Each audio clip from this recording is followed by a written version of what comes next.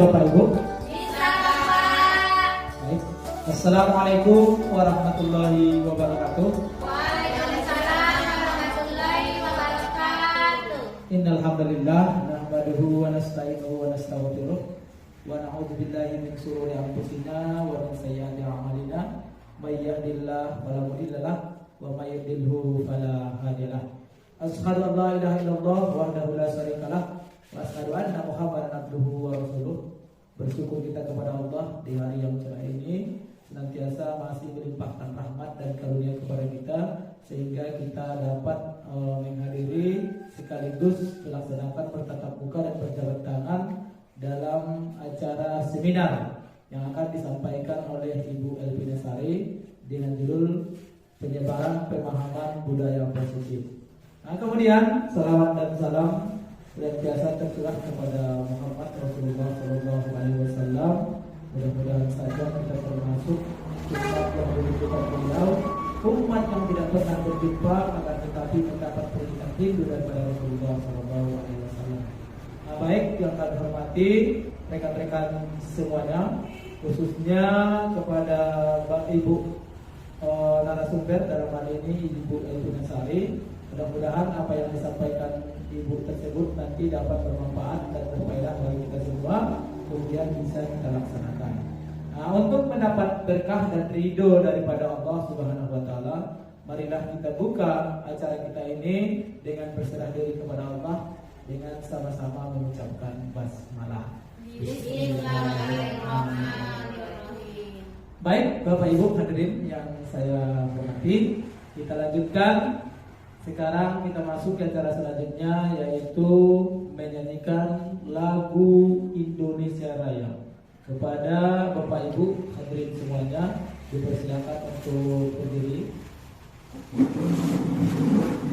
Dan kami mohonkan kepada Ibu Sinarhati supaya membantu menjadi dirjen untuk pelaksanaan dan menyanyikan lagu Indonesia Raya ini. Cepat saja, Bu. Silakan. Hiduplah Indonesia Raya.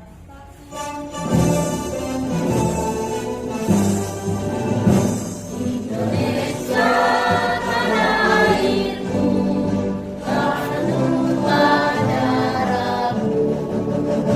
Di sanalah ku berdiri, jadi bandung ibumu. Indonesia kebangsaanku, bangsa dan tanah airku. Marilah kita bersatu, Indonesia bersatu. Hiduplah tanahku, hiduplah negeriku, bangsaku, rakyatku semuanya.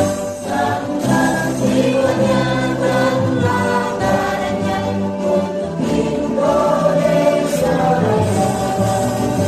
Indonesia Raya, merdeka, merdeka, tanahku, negeriku yang ku cinta. Indonesia Raya, merdeka, merdeka, hiduplah Indonesia Raya. Indonesia Raya, merdeka, merdeka, tanahku, negeriku yang ku cinta. Indonesia Raya, merdeka, merdeka, hiduplah Indonesia Raya.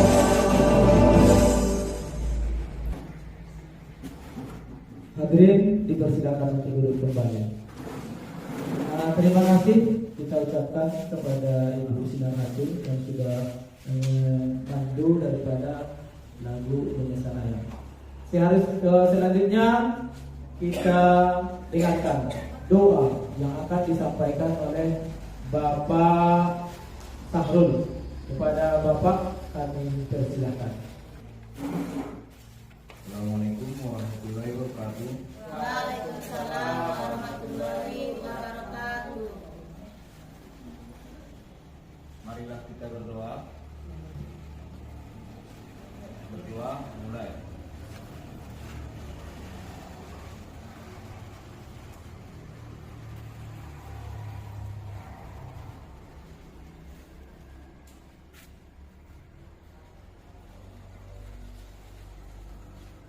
berdoa. Selesai. Assalamualaikum warahmatullahi wabarakatuh. Waalaikumsalam. Mudah-mudahan dengan doa tadi dapat menambah hikmat daripada pertemuan kita, sekaligus mendapat hidayah daripada Allah dan pertolongan, sehingga acara kita ini sukses sesuai dengan apa yang kita harapkan. Baik Bapak Ibu sekalian yang kami hormati, acara selanjutnya yaitu acara inti, yaitu penyampaian materi yang akan disampaikan oleh Ibu Elpina Sari. Jadi untuk Ibu Elpina kami berikan waktu seluas-luasnya untuk menyampaikan pemahaman tentang budaya positif yang akan diselenggarakan di sekolah. Mudah-mudahan nanti kita semua kita simak dengan baik Bapak Ibu, supaya nanti kita paham dan bisa kita terapkan, sehingga nanti sekolah kita bisa seperti yang kita cita-citakan menjadi sekolah terbaik. Baik Bapak Ibu, sekarang kami persilakan kepada Ibu Elpina. Dipersilakan. Ya baik, terima kasih kepada Bapak Moderator yang telah memberikan kesempatan kepada saya untuk memaparkan materi tentang pemahaman dan penerapan pengalaman budaya positif. Nah baiklah Bapak Ibu, izinkan perkenalkan nama saya Elpina Sari, CGP Angkatan 11 Kabupaten Tapanuli Selatan. Nah, di mana di sini saya diberikan tugas untuk menyebarkan pemahaman tentang budaya positif ini pada modul 1.4 Bapak Ibu. Ya baik Bapak Ibu, yang pertama sekali konsep inti budaya positif ini ada 8 poin Bapak Ibu. Yang pertama adalah perubahan paradigma belajar. Kemudian yang kedua itu tentang disiplin positif. Yang ketiga nilai-nilai kebajikan, kebutuhan dasar manusia. Kemudian ada motivasi perilaku manusia. Kemudian ini poin yang terpenting bagi Bapak Ibu guru adalah posisi kontrol guru serta keyakinan kelas dan penerapan pembelajaran dengan paradigma baru. Nah, seperti apa ya kira-kira Bapak Ibu tentang pembelajaran dengan paradigma baru ini?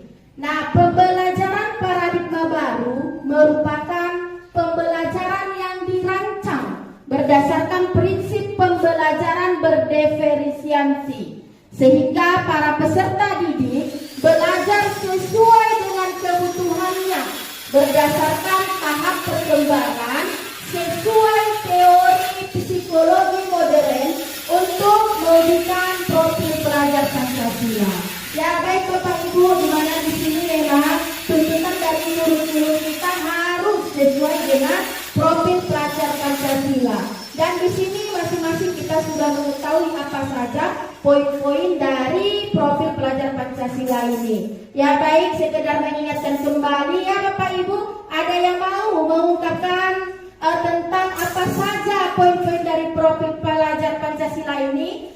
Ya, kepada Bu Farida dipersilakan.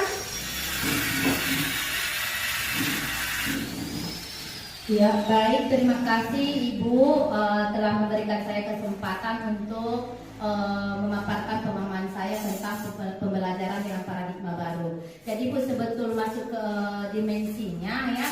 Memang saya lihat pembelajaran dengan paradigma baru ini, saya tertarik Bu tentang pembelajaran berdiferensiasi. Berarti perbedaannya dengan kurikulum sebelum-sebelumnya kan, biasanya kalau kurikulum sebelumnya kan condong guru itu lebih terfokus sistem ceramah konvensional gitu ya Bu ya. Tapi dengan paradigma baru ini saya lihat bahwasanya pembelajaran yang dipersiapkan untuk peserta didik itu dengan pembelajaran berdiferensiasi ya. Artinya kita mempersiapkan pembelajaran yang sesuai kebutuhan siswa. Nah, untuk melahirkan atau mewujudkan profil pelajar Pancasila. Jadi apa-apa saja tadi profil pelajar Pancasila? Tentunya yang pertama adalah ketuhanan yang Maha Esa dan berakhlak mulia. Kemudian produktif, kreatif, gotong royong, kemudian dari kebinekaan global. Mungkin itu saja Bu yang bisa saya paparkan. Terima kasih.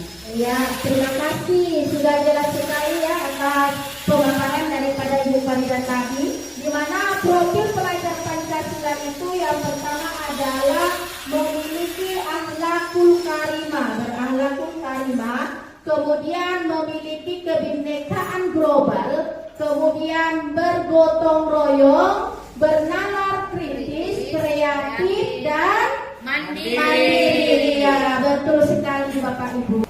Iya Bapak Ibu, di sini ada miskonsepsi tentang teori kontrol, di mana yang pertama itu tentang ilusi guru mengontrol murid. Nah, yang kedua ada ilusi bahwa semua penguatan positif efektif dan bermanfaat. Nah, yang ketiga itu adalah ilusi atau bayangan tentang kritik dan membuat merasa bersalah mampu membuatkan karakter. Dan yang terakhir adalah ilusi bahwa orang dewasa berhak memaksa. Jadi ini adalah Bapak Ibu tentang miskonsepsi yang biasa kita gunakan sebagai guru tentang teori kontrol tadi. Nah, selanjutnya, bagaimana merubah paradigma stimulus respon ke pendekatan teori kontrol? Ini ada beberapa ya Bapak Ibu. Yang pertama, di sini sudah sama-sama kita lihat perbandingan antara stimulus respon dan teori kontrol ini. Yang pertama, pada stimulus respon itu realitas atau kebutuhan kita itu adalah sama.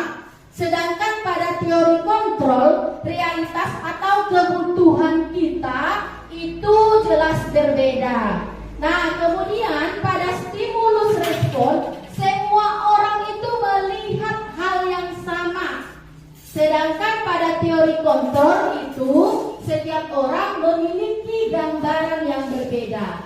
Nah, kemudian perbedaan berikutnya adalah kita mencoba mengubah orang agar berpandangan sama dengan kita. Sedangkan pada teori kontrol, kita itu berusaha memahami pandangan orang lain tentang dunia. Jadi tadi pada stimulus respon ini yang pertama itu harus mengubah orang, harus sesuai dengan pandangan kita. Sedangkan pada teori kontrol tadi memahami pandangan orang lain itu tentang bagaimana dunia ini. Nah, kemudian pada stimulus respon berikutnya adalah perilaku buruk dilihat sebagai suatu kesalahan.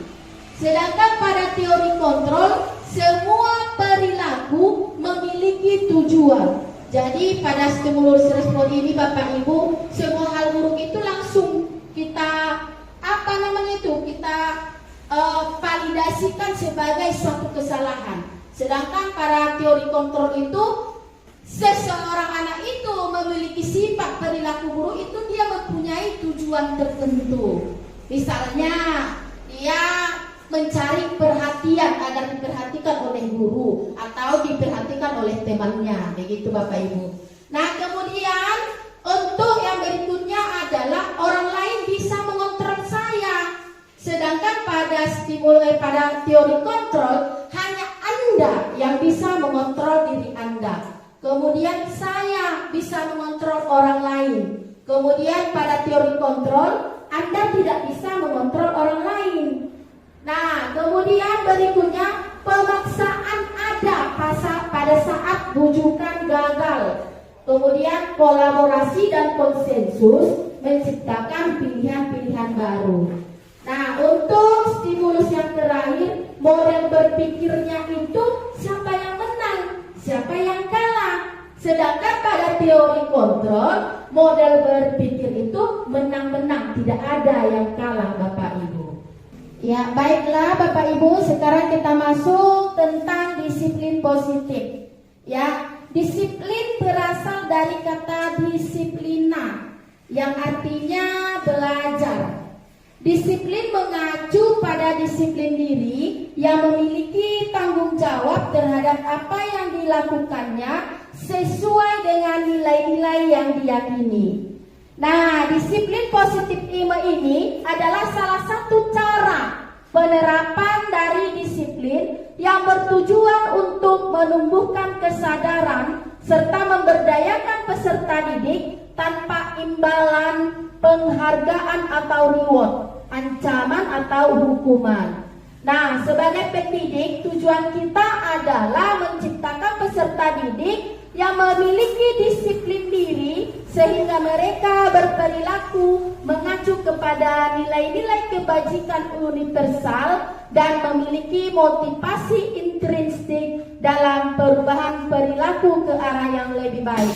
Ya, baiklah Bapak Ibu, kira-kira disiplin positif ini seperti apa sih? Kira-kira Bapak Ibu ada yang mau nggak menyebutkan disiplin positif itu seperti apa? Iya, baik, kepada Bapak Hussein. Ya, disiplin positif kalau menurut saya contohnya yang pertama tidak terlambat datang ke sekolah. Itu Bu. Ya, benar Bu, tidak datang terlambat ke sekolah. Ya. Mengerjakan PR. Ya, mengerjakan PR. Hadir dengan tepat waktu ke sekolah. Ya, benar, hadir tepat waktu ke sekolah. Atribut harus lengkap. Tidak membuat keributan di kelas. Mematuhi peraturan tata tertib sekolah. Ya. Buang sampah secara tuntas. Pada saat proses pembelajaran, ketika guru menerangkan di kelas, siswa mendengarkan tanpa bercanda.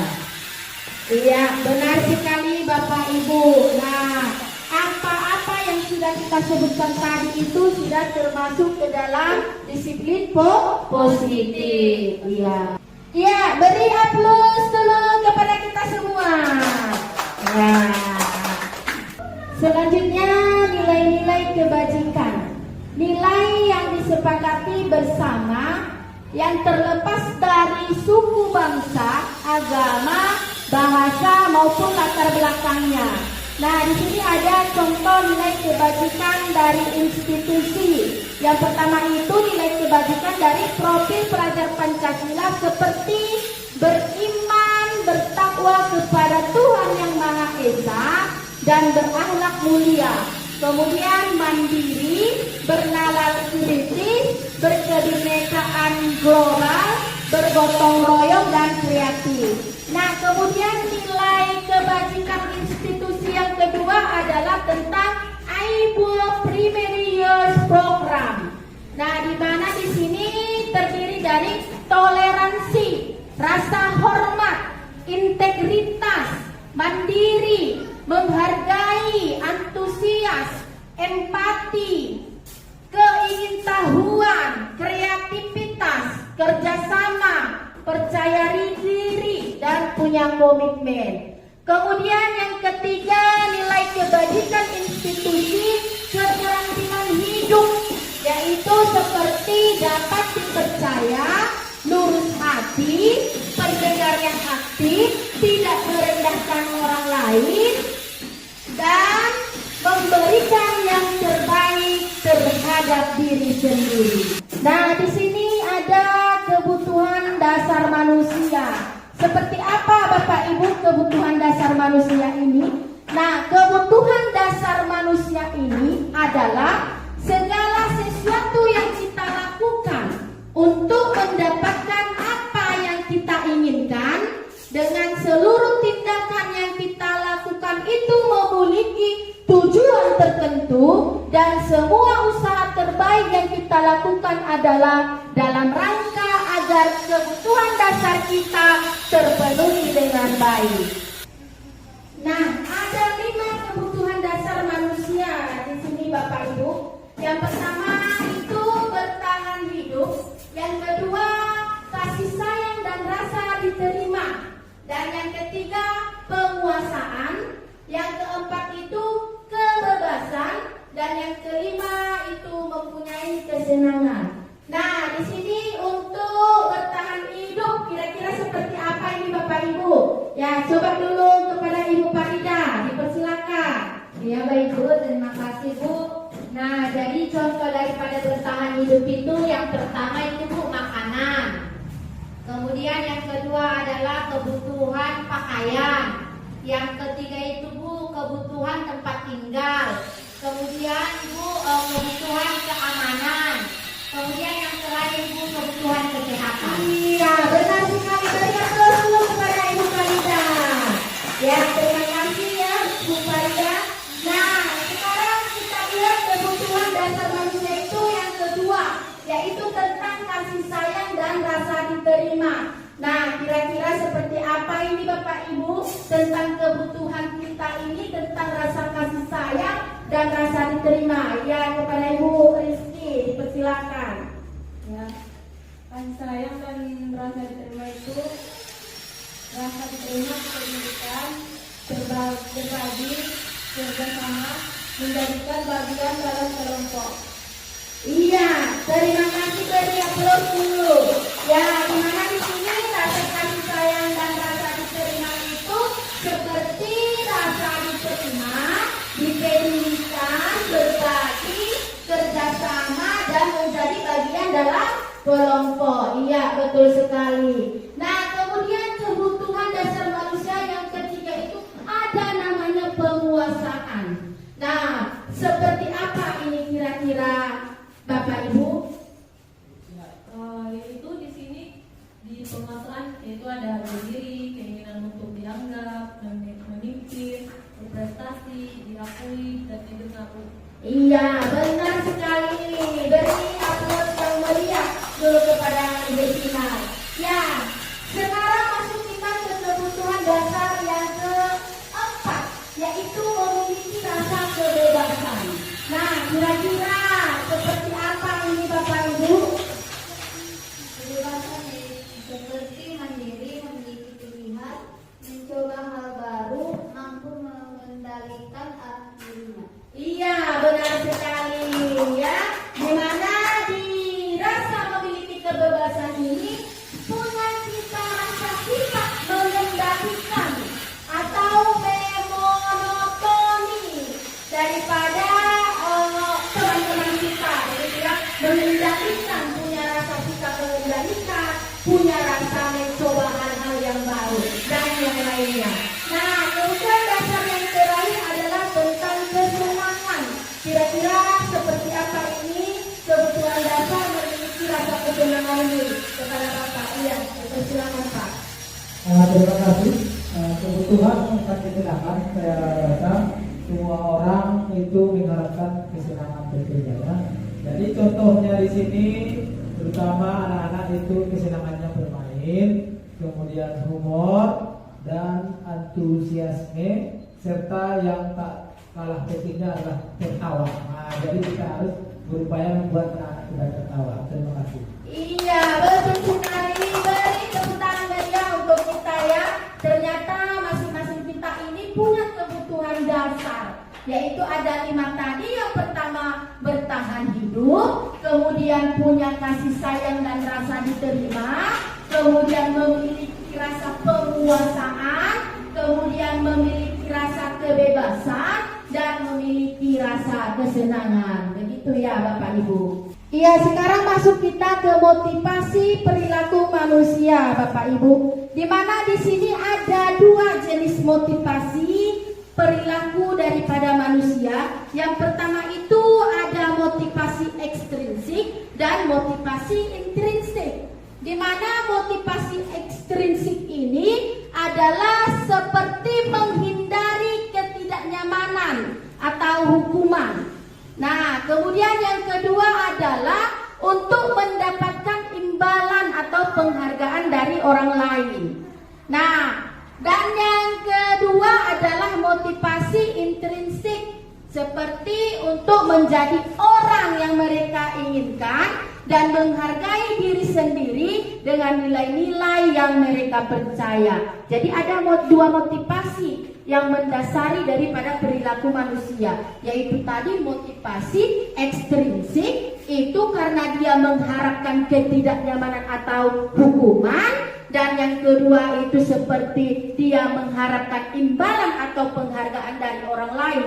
Itu disebut tadi motivasi ekstrinsik. Nah, sedangkan motivasi intrinsik itu adalah motivasi yang ada dalam diri dirinya, ya seperti menjadi orang yang diinginkan dan dihargai dengan nilai-nilai yang kita percaya.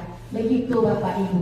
Ya, jadi kira-kira Bapak Ibu dari kedua motivasi ini, kira-kira yang mana ini yang lebih baik Bapak Ibu? Iya, kepada Bu Farida.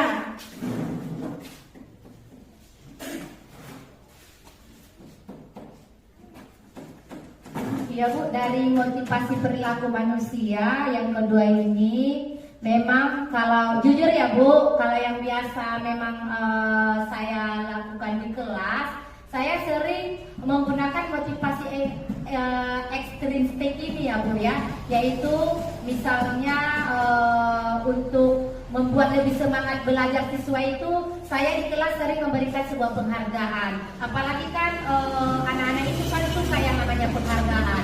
Tetapi setelah Ibu jelaskan tentang motivasi perilaku manusia ini, ternyata yang lebih bagus itu menurut saya itu motivasi intrinsik Bu. Karena motivasi intrinsik ini kan motivasi di mana menjadikan orang itu seperti yang mereka inginkan dan menghargai diri sendiri dengan nilai-nilai yang mereka percayai. Seperti itu Bu, terima kasih. Ya, terima kasih Bu, beri aplaus dulu, benar sekali ya.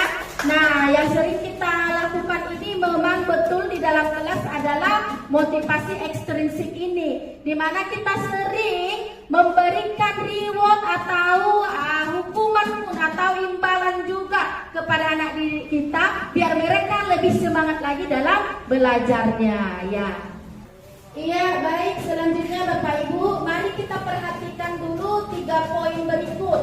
Yang pertama di sini ada hukuman, ada konsekuensi, dan ada yang namanya restitusi. Nah, di mana di hukuman ini tidak terencana atau tiba-tiba. Kemudian ciri-cirinya adalah murid tidak tahu apa yang akan terjadi. Nah, dan murid itu tidak dilibatkan. Nah, dia bersifat satu arah dan berupa hukuman fisik atau psikis. Nah, pada konsekuensi ini seperti atau poin-poinnya adalah terencana, kemudian disepakati sesuai peraturan, kemudian murid dibuat tetap tidak nyaman, kemudian sikap guru selalu memonitor muridnya. Nah, kemudian poin yang ketiga adalah tentang restitusi Bapak Ibu, di mana restitusi ini ciri-cirinya adalah proses menciptakan kondisi bagi murid untuk memperbaiki kesalahan. Dan di sini adanya proses kolaboratif yang mengajarkan murid untuk mencari solusi sendiri. Nah, kira-kira Bapak Ibu dari 3 poin ini, kira-kira ada nggak hal yang baru yang bisa kita lihat dari ketiga poin ini Bapak Ibu? Kira-kira ada nggak hal baru? Iya, kepada Bapak Hussein dipersilakan. Ya baik, terima kasih kepada Ibu. Jadi berdasarkan slide sebelumnya yang bisa saya ambil pelajaran bahwa dari motivasi ekstrinsik tadi dan intrinsik, jadi saya melihat hukuman dan konsekuensi ini adalah motivasi ekstrinsik, yaitu yang berasal dari luar. Nah, kemudian restitusi ini saya kira hal yang baru karena dia selama ini kita tidak mengenal ini. Kita hanya mengenal yang dua, hukuman dan konsekuensi. Jadi restitusi ini adalah hasil dari motivasi intrinsik tadi, yaitu yang berasal dari dalam jiwa siswa. Untuk itu penting saya rasa guru berperan aktif di sini bagaimana memunculkan atau menumbuhkan nilai-nilai daripada restitusi ini. Terima kasih Bu. Ya, beri aplaus dulu kepada Bapak Hussein ya. Nah, memang benar sekali ya Pak, bahwa hukuman dan konsekuensi ini adalah motivasi ekstrinsik ya. Sedangkan restitusi ini tadi adalah motivasi intrinsik ya, benar. Iya Bapak Ibu, kayaknya ini sudah siangnya, kayaknya sudah mulai jenuh. Bagaimana kalau kita ice breaking dulu Bapak Ibu? Iya, silakan berdiri Bapak Ibu, ambil posisi senyaman-nyamannya. Nah, mari kita putarkan dulu ice breaking kita ya. Silakan Bapak Ibu mengikuti video yang sudah kita tampilkan ya Bapak Ibu. Nah, videonya mulai Bu.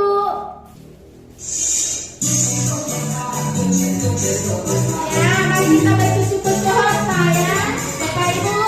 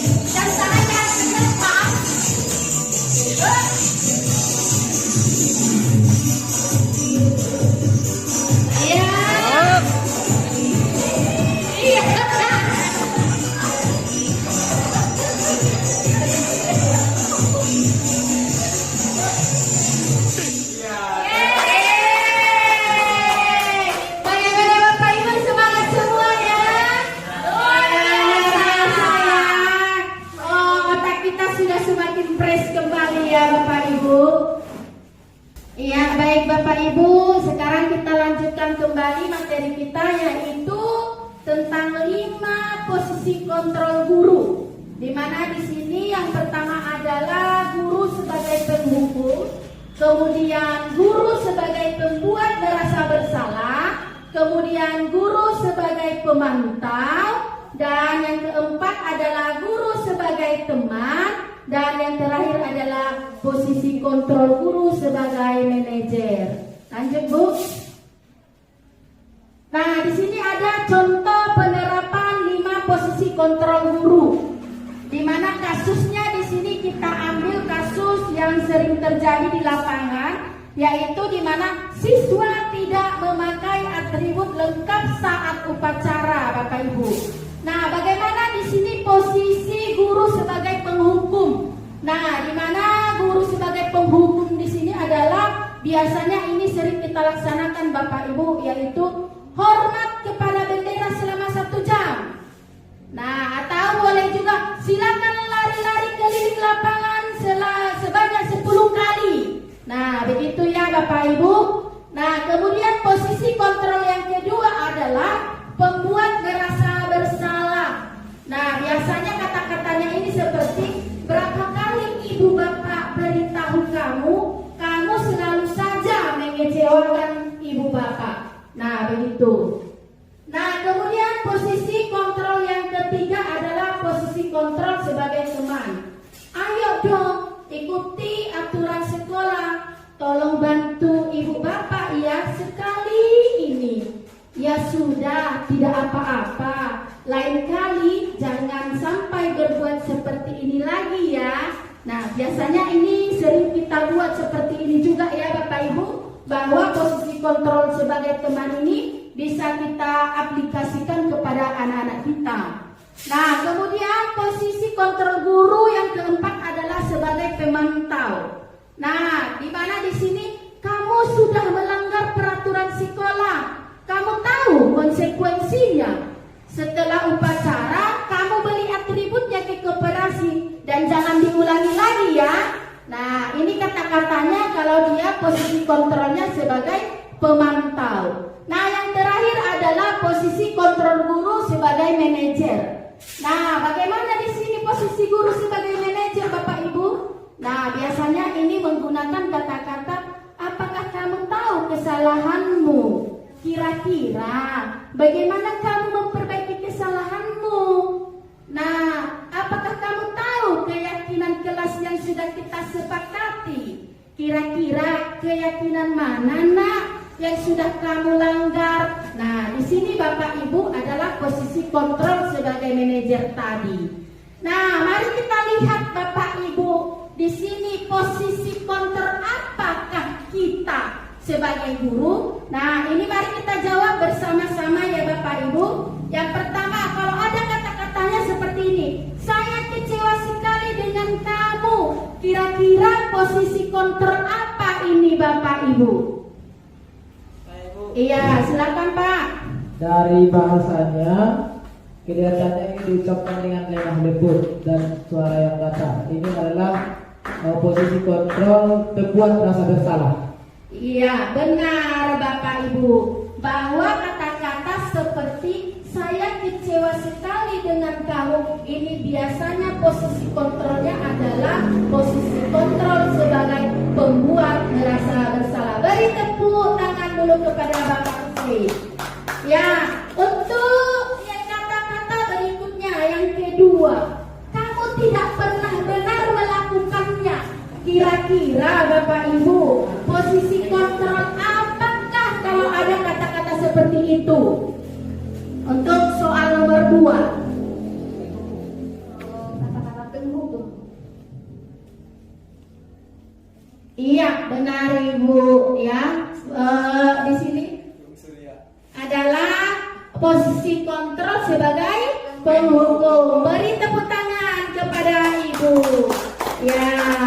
Nah, selanjutnya adalah jika ada kata-kata seperti apa rencanamu menyelesaikan masalah ini? Kira-kira Bapak Ibu, ini posisi kontrol apakah? Kalau ada kata-katanya, apa rencanamu menyelesaikan masalah Kira-kira apa ini Bapak Ibu?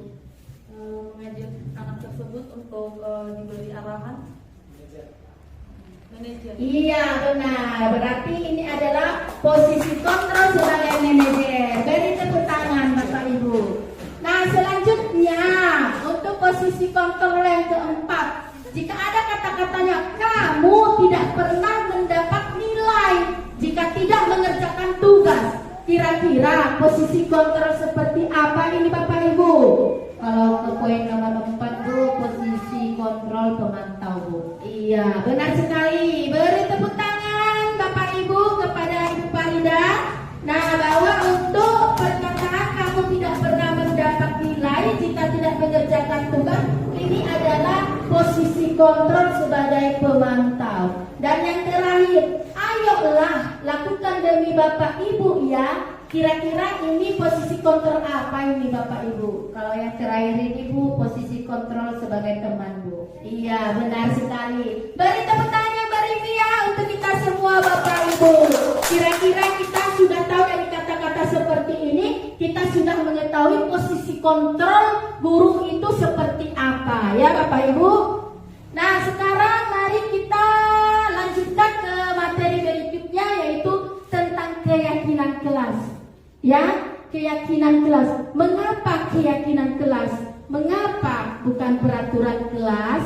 Nah, kira-kira ada nggak Bapak Ibu yang bisa menjawab tentang pertanyaan ini? Ya, kepada Bapak Hussein dipersilakan.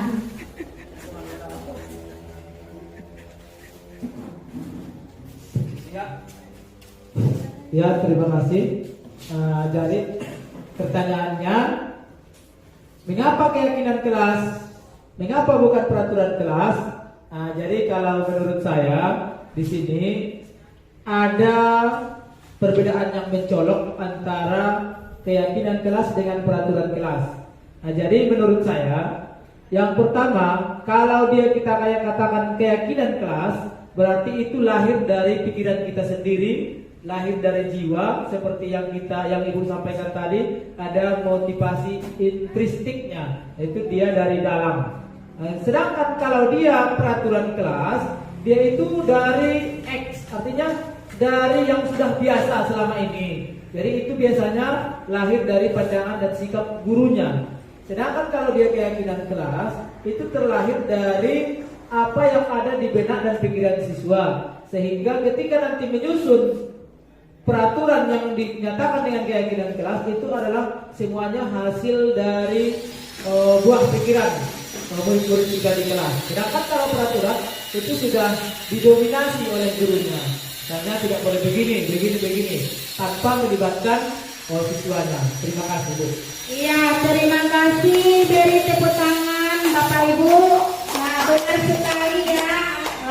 Keyakinan dan peraturan tadi perbedaannya sudah jelas sekali disampaikan oleh Bapak Hussein.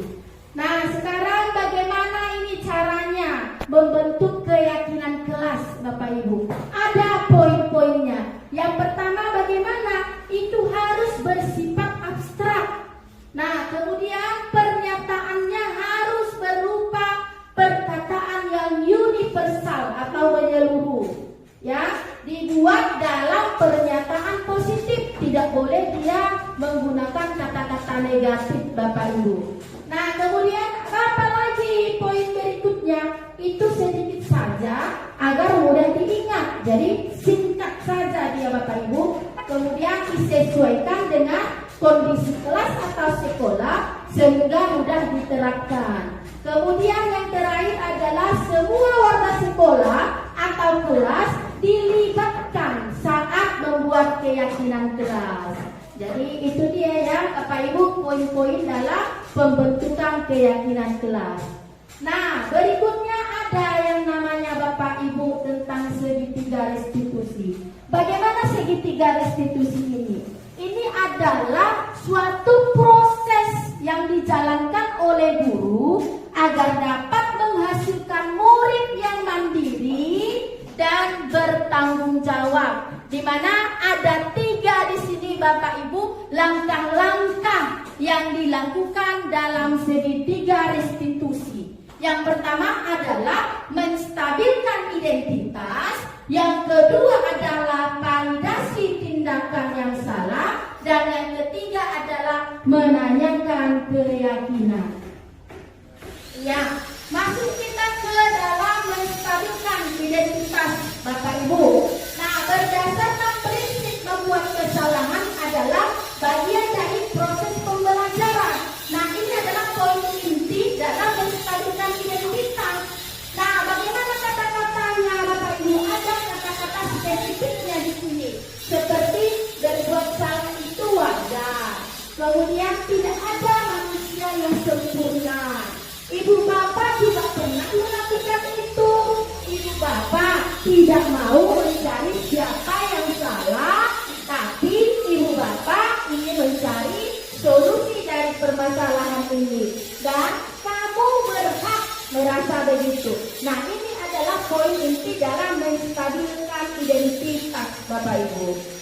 Nah, langkah yang kedua dari segitiga restitusi tadi adalah tentang validasi tindakan yang salah, di mana intinya adalah berdasarkan prinsip setiap perilaku itu berupaya memenuhi sesuatu kebutuhan tertentu.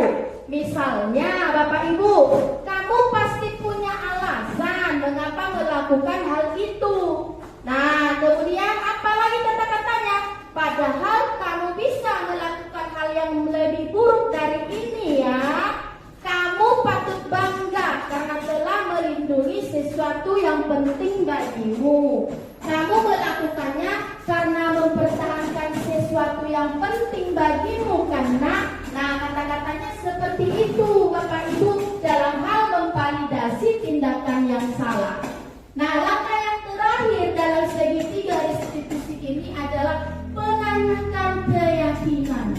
Nah, di mana di sini berdasarkan prinsip teori kontrol bahwa pada dasarnya kita termotivasi secara intrinsik. Jadi pada menanyakan keyakinan ini harus kita gali bahwa perbuatan seorang anak-anak itu harus memang berdasarkan dari dalam dirinya, harus termotivasi pada motivasi intrinsiknya. Seperti apa? Apa keyakinan kelas kita, nak? Kamu tahu nggak keyakinan kelas kita? Masih ingat nggak dengan keyakinan kelas kita? Nilai-nilai apa yang sudah disepakati bersama? Seperti apa nak gambaran sebuah kelas yang ideal menurut kamu? Atau kamu ingin menjadi orang seperti apa? Nah, seperti itu Bapak Ibu. Jadi usahakan anak-anak itu memang memunculkan motivasi, dia berubah sesuai dengan dari dalam dirinya sendiri. Nah, di sini mari kita sama-sama lihat tentang contoh penerapan segitiga restitusi Bapak Ibu. Silakan diputar dulu.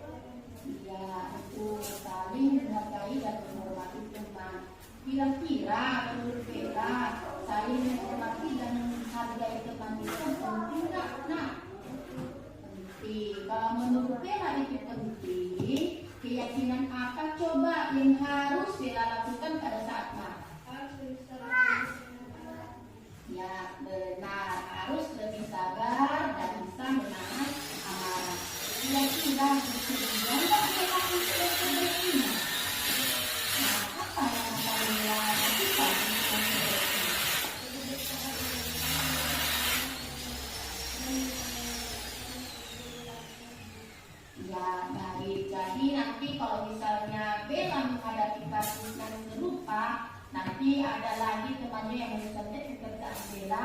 Nah, silakan Bella nanti laporkan ke guru bidang studi yang bersangkutan, atau boleh juga dilaporkan kepada wali kelas. Ya Bella. Nah, semoga lebih baik lagi ke depannya ya Bella. Dan sekarang silakan masuk ke kelas. Ya Bapak Ibu, demikian kira-kira tadi praktek segitiga restitusi kita ya. Nah, sudah jelas ya kira-kira Bapak Ibu? Iya, jelas ya. Nah, dari materi kita ini bisa kita tarik kesimpulan Bapak Ibu bahwa dalam penerapan program disiplin positif hendaknya guru memiliki standar kepribadian profesional dan sosial yang baik, di mana guru mampu merefleksi dirinya dalam posisi kontrol saat ini, bagaimana perjalanan dirinya sebagai among atau yang disebut dengan manajer yang menuntun murid-muridnya menjadi insan yang mandiri, merdeka, dan bertanggung jawab. Nah, kira-kira demikian Bapak Ibu atas materi yang akan saya sampaikan. Terima kasih atas perhatiannya.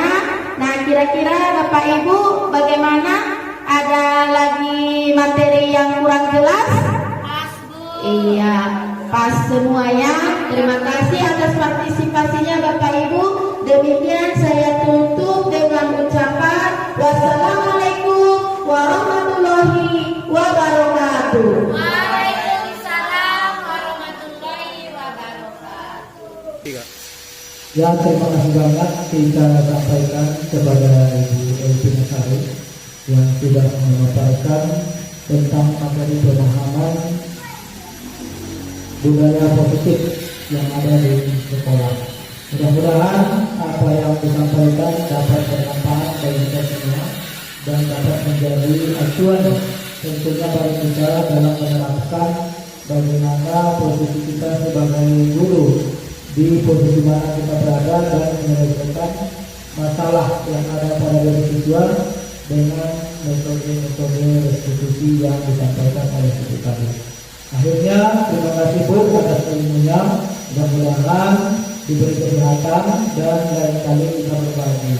Nah, itu marilah kita tutup acara kita pada sore hari ini dengan mengucapkan hamdalah alhamdulillahirabbil alamin. Demikian wabillahi taufiq wal hidayah. Wassalamualaikum warahmatullahi wabarakatuh. Waalaikumsalam warahmatullahi wabarakatuh. Assalamualaikum warahmatullahi wabarakatuh. Perkenalkan, nama saya Farida Aryani. Saya guru kelas 7. Nah, di sini saya ingin menyampaikan testimoni saya setelah mendengarkan pemaparan Ibu Elvina Sari tentang pemahaman penyebaran budaya positif. Jadi saya sudah lebih mengetahui bagaimana posisi saya sebagai guru, bahwasanya tidak boleh menghukum. Ketika anak-anak melaksanakan ketika anak-anak mempunyai masalah, ternyata kita harus menyelesaikan kasus anak-anak itu dengan segitiga restitusi. Nah, sehingga anak-anak tidak lagi merasa dirinya tertekan dan merasa senang dalam pembelajaran dan bisa menerapkan budaya positif di lingkungan sekolah kita. Lanjutkan berkarya Ibu Elvina Sari dan semangat terus, guru penggerak, tergerak, bergerak, menggerakkan. Assalamualaikum warahmatullahi wabarakatuh. Perkenalkan, saya Gunawan, mengajar di SMT Sangkudor. Jadi setelah menyimak apa yang disampaikan oleh Ibu Elvina Sari tentang pemahaman penyebaran daripada budaya positif yang ada di sekolah, penyampaian yang sangat luar biasa, mudah dipahami dan menarik. Nah, dari penyampaian dari Ibu Vina tersebut, saya mendapat gambaran bahwa bagaimana seharusnya seorang guru dapat memberikan contoh dan bisa memberikan bukan hanya sekedar hukuman, tetapi bisa memberikan yang lebih banyak lagi, berbuat untuk siswa dan untuk mengubah paradigma pembelajaran ke arah yang lebih bagus.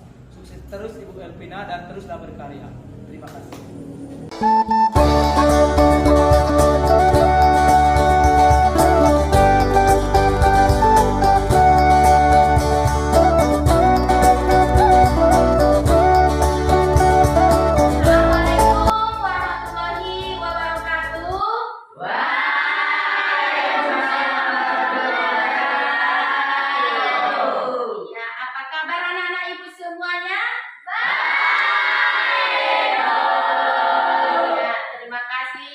semuanya masih dalam keadaan baik dan sehat sehingga bisa melaksanakan kegiatan kita setiap paginya. Ya, anak-anak Ibu? Oke, pada pagi hari ini kita akan membentuk sebuah keyakinan kelas. Nah, pernah dengar nggak dengan nama keyakinan kelas? Iya, kalau peraturan kelas bagaimana? Benar, sebelumnya yang sering kita dengar itu adalah tentang peraturan kelas. Nah, di sini keyakinan kelas itu adalah nilai-nilai kebajikan yang kita pilih atau kita sepakati secara bersama. Untuk apa? Untuk dilaksanakan secara bersama-sama. Sedangkan kalau peraturan kelas itu peraturannya dibuat oleh ibu untuk kamu laksanakan. Jadi itulah sekilas perbedaan keyakinan kelas dengan peraturan kelas. Nah, sekarang ibu mau minta anak-anak ibu semuanya ini untuk menuliskan tentang bagaimana impian kelas kita. Ya, untuk kedepannya apa kira-kira biar kelas kita ini terlihat bagus, punya disiplin yang bagus. Nah, ya berarti masing-masing kalian ini punya keinginan. Ya, keinginan bagaimana kelas kita ini akan kita buat. Nah, sekarang anak-anak ibu silakan nanti ini ada sebuah kertas ya, silakan kau tuangkan. Kira-kira kelas kita ini bagaimana? Misalnya hadir tepat waktu boleh ya, silakan dituangkan. Dan nanti hasilnya kita tempelkan di sini. Nah, setelah semuanya nanti mengisi, kita kelompokkan. Kalau dia punya yang sama, kata-kata yang sama, nanti kita jadikan jadi satu. Bisa kira-kira? Nah, ini Bu bagi ya, silakan diisi ya.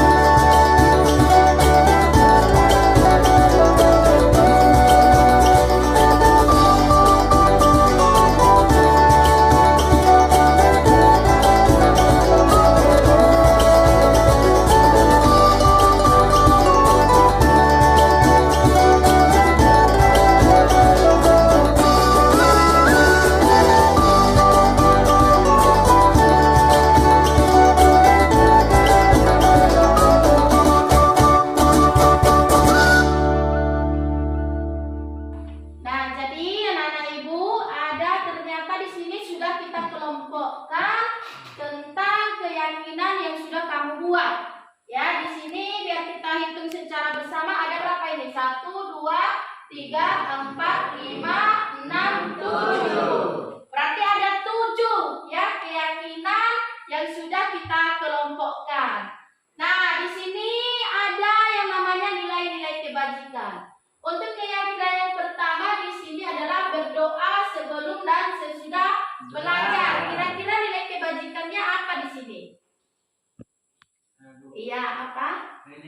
Iya, benar sekali bahwa nilai kebajikannya di sini adalah religius. Nah, kemudian yang kedua datang tepat waktu. Saya Bu. Iya.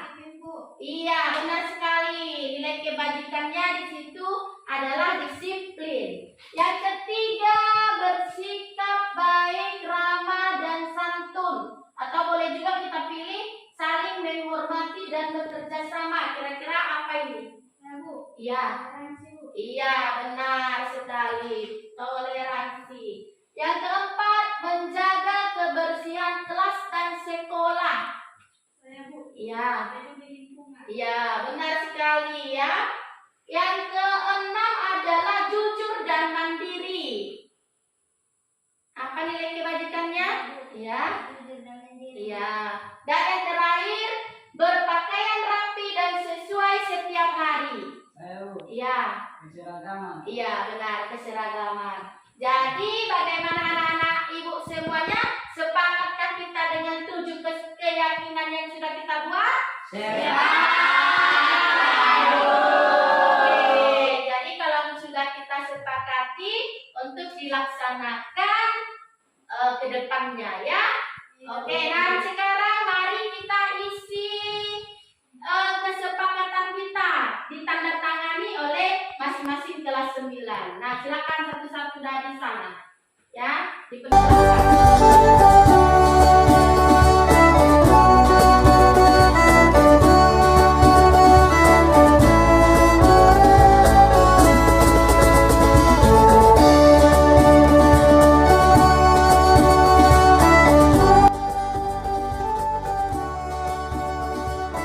Nah, Ibu, nah keyakinan kelas kita sudah kita sepakati ya.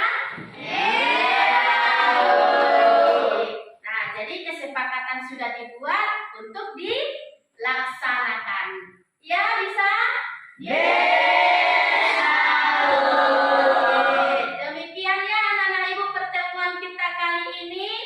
Nah, Ibu ucapkan terima kasih dan assalamualaikum warahmatullahi wabarakatuh.